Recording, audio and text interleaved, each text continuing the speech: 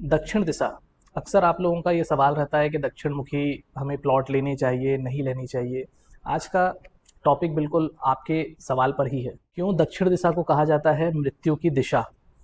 अब देखिए, हिंदू मैथोलॉजी के हिसाब से मैं पहले आपको कुछ बात समझाता हूँ, उसके बाद हम वास्तु में आएंगे, फिर दोनों को आपस में कनेक्ट करेंगे और आपके सारे डाउट्स भी क्लियर होते चलेंगे। जैसे हमारे पास 4 डायरेक्शन हैं, और अब हम थोड़ा वास्तु में क्योंकि डिटेल में जा चुके हैं, तो हमारे पास 8 डायरेक्शन है और 16 डायरेक्शन में भी हम अब स्टडी करते हैं। लेकिन बेसिकली अगर हम देखें तो हमारे पास जो 4 डायरेक्शन हैं, उन चारों डायरेक्शन में अलग अलग देवी देवताओं के लिए स्थान दिया गया है, जिसमें जो दक्षिण का डायरेक्शन है वो हम अपने पितृ या फिर यमराज के डायरेक्शन को कंसीडर करते हैं कि हम उस डायरेक्शन में उनकी एनर्जी को महसूस करते आए हैं, और हम दक्षिण दिशा में ये मानते हैं और जानते भी हैं कि उस डायरेक्शन में यमराज की एनर्जी होती है, यमराज का डायरेक्शन होता है।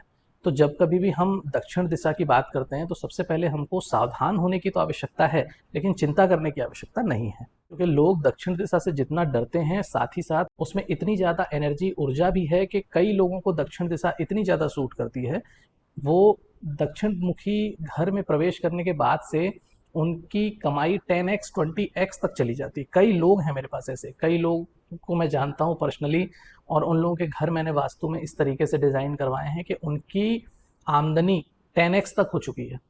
लेकिन क्योंकि वो एक एस्ट्रो वास्तु का पॉइंट है, तो वो इन डेप्थ उनकी कुंडली विस्तार से पढ़ के समझ के फिर उनको वो डायरेक्शन और उसमें कौन सी एंट्री कहाँ पर बैठेगी और बाकी पूरे घर की एनर्जी को किस तरीके से बैलेंस किया जाएगा, वो सब बहुत ही डिटेल में देखना होता है। जिस तरीके से मैंने आपको बताया कि यमराज का जो डायरेक्शन है वो दक्षिण है, तो यमराज जो हैं उनकी स्थिति किस हिसाब से है, वो एक तो सबसे ज़्यादा, अगर उनकी पर्सनैलिटी को यदि हम समझ लें, उनको उनके बारे में यदि हम चीज़ें जान लें, तो हमको ज़्यादा दिक्कत नहीं होगी। जैसे कि यदि किसी के फादर हैं, वो थोड़े स्ट्रिक्ट हैं, तो स्ट्रिक्ट हैं यदि, तो हम उनके बिहेवियर को तो चेंज कर नहीं सकते, लेकिन क्योंकि वो स्ट्रिक्ट हैं तो किन चीज़ों में हैं, अगर वो चाहते हैं कि आप सुबह जल्दी उठें, वो चाहते हैं कि आप प्रॉपर अपने स्टडी से रिलेटेड काम जो करने हैं आपको, अपना होमवर्क प्रॉपर करें, तो वो आपको कभी भी तकलीफ नहीं देंगे। लेकिन अगर आपने आलस फैलाया, आपने उनकी बात नहीं सुनी, तो वो आपको कष्ट दे सकते हैं। सेम इसी प्रकार से यमराज का भी रोल होता है हमारी लाइफ में। जो यमराज हैं वो पहले चीज़ तो एक न्यायाधीश है। उनका मेन काम जो है वो यही है कि लोगों के पुण्य और पापों का विश्लेषण करना और लोगों को उस हिसाब से दंडित करना या फिर उनको स्कॉलर करना, और दूसरा हर चीज़ को नियंत्रण में रखना, कोई भी चीज़ उनके आउट ऑफ कंट्रोल ना जाए। तो इन दो चीज़ों को यदि आपने बैलेंस कर लिया, तो दक्षिण मुखी के जो घर होते हैं आप उसमें भी काफ़ी अच्छे से रह सकते हैं, अपनी तरक्की देख सकते हैं, आपको कभी फ्यूचर में कोई भी तकलीफ नहीं आएगी। आप दक्षिण दिशा में जब भी घर लेते हैं तो आप ये मान के चलिए कि आपको अनुशासित रहना है, आपको नियंत्रण में रहना है, आपको कोई भी चीज़ें अननेसेसरी की नहीं करनी है, एक डिसिप्लिन फॉलो करना है। दक्षिण की दिशा आपको हमेशा अच्छे रिजल्ट देगी।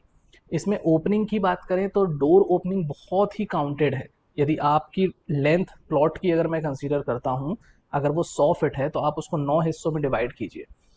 तो जब आप 9 हिस्सों में डिवाइड करेंगे तो अग्नेय कोण का जो डायरेक्शन है वहां से यदि हम काउंट करें तो तीसरे और चौथे नंबर का जो खंड आएगा, वो सिर्फ डायरेक्शन आपका ओपन होना चाहिए, चाहे वो दरवाजे के रूप में हो, चाहे वो विंडो के रूप में हो, या जो भी एंट्री आपको लेनी है, सिर्फ वही एक डायरेक्शन है, वही सिर्फ एक छोटा सा पार्ट है उस डायरेक्शन का जिसको आप ओपन रख सकते हैं। अदरवाइज सारी चीज़ें जो हैं वो आपको क्लोज रखनी है। ये एक नियंत्रित करने की ही व्यवस्था है, इस चीज़ को समझिए।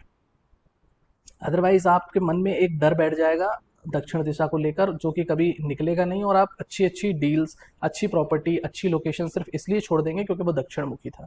अब हम बात कर लेते हैं कि जैसे दक्षिण दिशा में आपने घर बना लिया, तो उस डायरेक्शन में आप क्या क्या रख सकते हैं। तो आपको उस डायरेक्शन को हैवी रखना है, हमेशा उसमें भार रखना है आपको।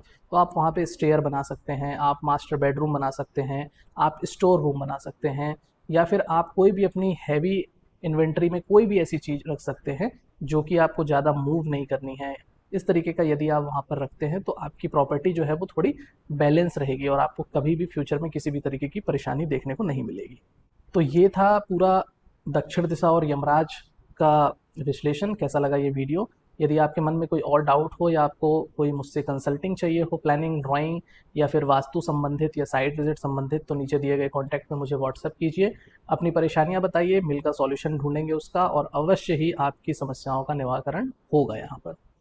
तो मिलते हैं अगले वीडियो में। धन्यवाद।